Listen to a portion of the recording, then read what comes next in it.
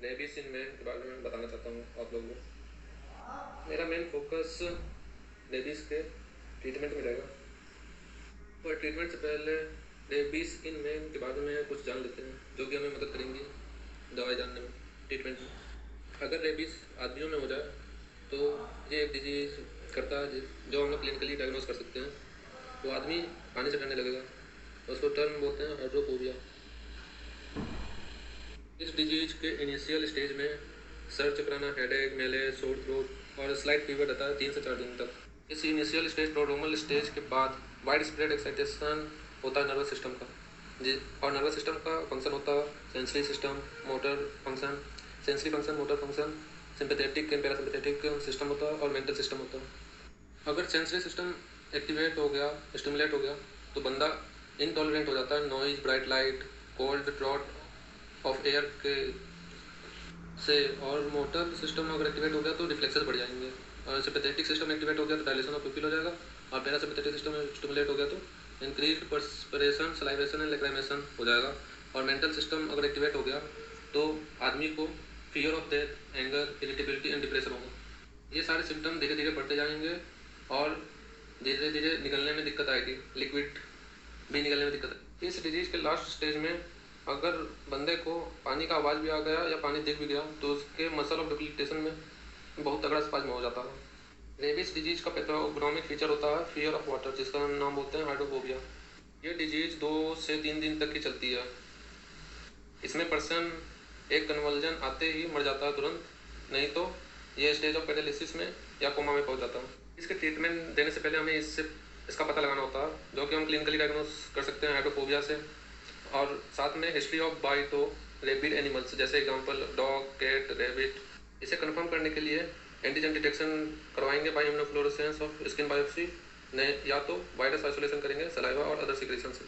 इस डिजीज़ का कोई स्पेसिफिक ट्रीटमेंट नहीं है, बस इसका वो सिम्टोमेटिक ट्रीटमेंट चलता है बस। नहीं तो हम लोग प्रिवेंशन कर सकते हैं इसको।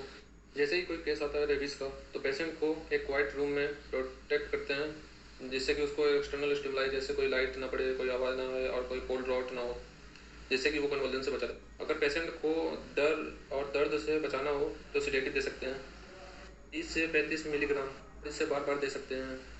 अगर मस्कुलर कॉन्ट्रैक्शन प्रेजेंट है पेशेंट में तो हम लोग पूरे लाइक एक्शन ड्रग यूज कर सकते हैं। और पेशेंट में इंश्योर करना होता है हमें हाइड्रेशन और डायूरेसिस, मतलब वो ठीक से पेशाब कर सके और ठीक से पानी पी सके। हम लोग बंदे के रेस्पिरेटरी और कार्डियक सपोर्ट देते हैं इसमें। रेबीज एक कम्युनिकेबल डिजीज होता है। इस डिजीज में पेशेंट के बॉडी फ्लूइड्स जैसे सलाइवा, वोमिटस, टीयर, यूरिन से दूसरे आदमियों में यह डिजीज फैलता है। इसलिए जो भी कोई देखता है इन पेशेंटों को उसे मास्क, ग्लव्स, गॉगल्स और एप्रन्स पहनने चाहिए। फ्रेंड्स, जैसे मैंने बोला ही था, रेबीज़ का कोई स्पेसिफिक ट्रीटमेंट नहीं होता, इसका प्रिवेंशन होता है। स्पेसिफिक ट्रीटमेंट मतलब बंदा पूरी तरह से बचेगा, और प्रिवेंशन मतलब बंदा बच भी सकता है, नहीं भी बच सकता। इस डिजीज के प्रिवेंशन 3 हेडिंग्स में बटे हुए हैं। एक पोस्ट एक्सपोजर प्रोफाइलेक्सिस, जिसमें लोकल वुंड और इम्यूनोग्लोबुलिन का यूज होता है। प्री एक्सपोजर प्रोफाइलेक्सिस दूसरा। Post exposure treatment of person who have been vaccinated previously तीसरा।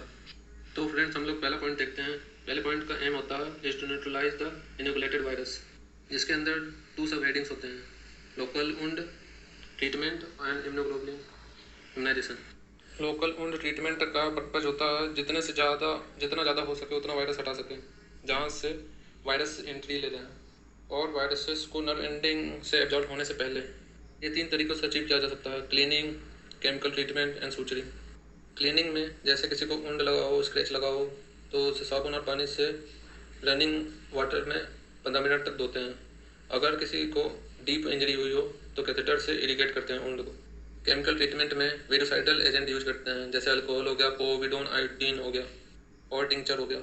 और सूचर में बाइट हुए वुंड को सूचर तुरंत नहीं करते हैं, क्योंकि एडिशनल ट्रॉमा हो जाता है, जिससे कि वायरस और स्प्रेड हो सकते हैं डीपर टिश्यू में। अगर सूचरिंग रिक्वायर्ड है तो उसे 1 या 2 दिन के बाद करते हैं, और कम स्टिचेस में करते हैं, और लोकली इम्यूनोग्लोबुलिन रेबीज लगाते हैं। और जब भी antibiotic, anti tetanus measure indicated होता है तब हम लोग लोकल ट्रीटमेंट रिकमेंड करते हैं उससे पहले। और दूसरा इम्यूनाइजेशन, तो इससे इम्यूनाइजेशन जानने से पहले किस किस में इम्यूनाइजेशन की ज़रूरत होती है ये जानते हैं। जैसे किसी रेबिड एनिमल ने किसी पेशेंट के कटे फटे वुंड को लिक कर लिया, माइनर स्क्रैच कर दिया, एब्रेजन दे दिया विदाउट ब्लीडिंग, उसमें इमीडिएट वैक्सीनेशन करते हैं और लोकल ट्रीटमेंट ऑफ वुंड करते हैं। या फिर किसी रेबिड एनिमल ने ट्रांसडर्मल बाइट कर दिया हो, स्क्रैचेस में लीक कर दिया हो, या म्यूकस मेम्ब्रेन कंटामिनेशन हो जाए पेशेंटों का विथ रेबिड एनिमल के सलाइवा से और कांटेक्ट हो पेट से, उसमें immediate vaccination, administration of rabies immunoglobulin और लोकल ट्रीटमेंट ऑफ वुंड करते हैं। पोस्ट एक्सपोजर प्रोफाइलेक्सिस के इम्यूनाइजेशन में हम लोग दो तरह से इम्यूनाइजेशन कर सकते हैं, इंट्रामस्कुलर या इंट्राडर्मल। इंट्रामस्कुलर में दो रेजिमेन होते हैं, Essen regimen and Zagreb regimen. Essen regimen एक स्टैंडर्ड रेजिमेन है, अगर कोई और रेजिमेन पढ़ना हो तो एसएन रेजिमेन में ही मॉडिफिकेशन होता है। एसएन रेजिमेन को समझने के लिए ये एक डायग्राम बना हुआ है, जैसे डे 0, 3, 7, 14, 28 और इन्हीं दिनों में डोजेस सब एक डोजेस चलते हैं, एक एक एक एक एक और ये पूरे मिल के 5 डोजेस इन 5 डेज हो जाता है। वैसे ही जारेब रेजिमेन को समझने के लिए एक और वैसे ही डायग्राम बना हुआ है, एसएन रेजिमेन में मॉडिफिकेशन हुआ है, डे 0, 7 और 21 और डोजेस 2, 1, 1 पूरा मिलके 4 डोजेस इन 3 डेज बनता है। इंट्रामस्कुलर में ही एक स्पेशल केस बनता है जिसमें एक हेल्दी पर्सन रहता है, फुली इम्यूनो कॉम्पिटेंट रहता है, वो रिसीव करता है wound care high quality rabies immunoglobulin WHO qualified rabies vaccine. इस वैक्सीन को 4 डोजेस इन 4 डेज में देते हैं, डे 0, 3, 7, 14, डोज 1, 1, 1, 1।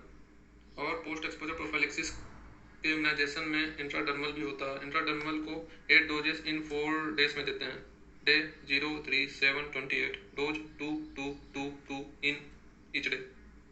रेबीज के प्रिवेंशन का दूसरा हेडिंग प्री एक्सपोजर प्रोफाइलेक्सिस, मतलब एक्सपोजर होने से पहले बचाव। इसमें वैक्सीन इंट्रामस्कुलर या इंट्राडर्मल दे सकते हैं। इंट्रामस्कुलर डोज 1 ml या 0.5 ml होता है और इंट्राडर्मल डोज 0.1 ml होता है। इस वैक्सीन को डे 0, 7, 21 या 28 डोज 1, 1, 1 में देते हैं, जो कि होता है 3 डोजेस इन 3 डेज। अगर वैक्सीन का वाइल खुल गया है तो उसे 6 से 8 घंटे तक यूज कर सकते हैं। इसकी बूस्टर डोज की ज़रूरत नहीं होती है, बस उन लोगों में रिकमेंड किया जाता है जो कि ऐसे ऑक्यूपेशन होते हैं जिसमें रेबीज के एक्सपोजर ज़्यादा होते हैं, जैसे लेबोरेटरी वर्कर जो कि high concentration of live rabies virus के एक्सपोजर में रहते हैं। इनकी एंटीबॉडी टेस्टिंग हर 6 महीने में की जाती है, और जैसे वेटेरियन हो गए, एनिमल हेल्थ ऑफिसर हो गए, इनकी सीरोलॉजिकल मॉनिटरिंग हर 2 साल में की जाती है। बूस्टर डोज को रिकमेंड तभी किया जाता है जब न्यूट्रलाइजिंग एंटीबॉडी टाइटर फॉल हो जाता है लेस देन 0.5 इंटरनेशनल यूनिट पर ml। और रेबीज के प्रिवेंशन का तीसरा point post exposure treatment who have been vaccinated previously, मतलब जिस बंदे ने पहले से वैक्सीन पा रखी है उसको अगर एक्सपोजर हो गया तो कौन सा वैक्सीन देते हैं। इसमें भी इंट्राडर्मल और इंट्रामस्कुलर होता है। इंट्रामस्कुलर CCEEV और इंट्राडर्मल CVV वैक्सीन होते हैं। इसे 2 डोजेस इन 2 डेज में देते हैं, डे 0, 3, डोज 1, 1। इस वैक्सीन को बूस्टर डोज के जैसा रिकमेंड करते हैं। जब भी सीरम लेवल एंटीबॉडी का 0.5 इंटरनेशनल यूनिट पर ml से कम होता है तो इसे रिकमेंड करते हैं। इस प्रिवेंशन के पॉइंट में एक अल्टरनेटिव रेजिमेन भी होता है जो कि 4 डोजेस इन 1 डे में देते हैं, डे 0, डोज 4, और यहाँ हमारा प्रिवेंशन खत्म हो जाता है। कुछ स्पेशल केसेस होते हैं जैसे इम्यूनो कॉम्प्रोमाइज्ड इंडिविजुअल्स में, उसमें रेबीज के वैक्सीन 5 डोजेस इन 1 डे में देते हैं इंट्रामस्कुलरली। CCEEV वैक्सीन देते हैं, प्लस वुंड मैनेजमेंट करते हैं, plus local infiltration of human rabies immunoglobulin करते हैं, और 2 से 4 वीक के बाद हम लोग एक्सेस करते हैं कि एडिशनल वैक्सीन की ज़रूरत होगी कि नहीं होगी। ऐसे भी इम्यूनाइजेशन के लिए रेबीज इम्यूनोग्लोबुलिन देते हैं जो कि एक बार देते हैं पोस्ट एक्सपोजर वैक्सीनेशन के बाद, जिसकी dose equine immunoglobulin 20 international unit per KG body weight and FAB-2 product immunoglobulin 40 international unit per KG body weight होती है। 2 तरह के इम्यूनोग्लोबुलिन होते हैं, एक ह्यूमन रेबीज इम्यूनोग्लोबुलिन जो कि पूरी तरह स्टॉप कर दिया गया है, और एक नए इक्वाइन इम्यूनोग्लोबुलिन ढूंढे जा रहे हैं जो कि सेफ होते हैं और लेस एक्सपेंसिव होते हैं। इन वैक्सीन से एनाफिलेक्सिस होने का खतरा होता है, तो इसके लिए एंटी एनाफिलेक्टिक ड्रग यूज करते हैं। तो फ्रेंड्स, रेबीज़ का प्रिवेंशन यहाँ पे ख़त्म होता है। आई होप ये वीडियो आपको रेबीज़ प्रिवेंशन को समझने में मदद करेगी, क्योंकि इसका ट्रीटमेंट कुछ होता नहीं। बाय।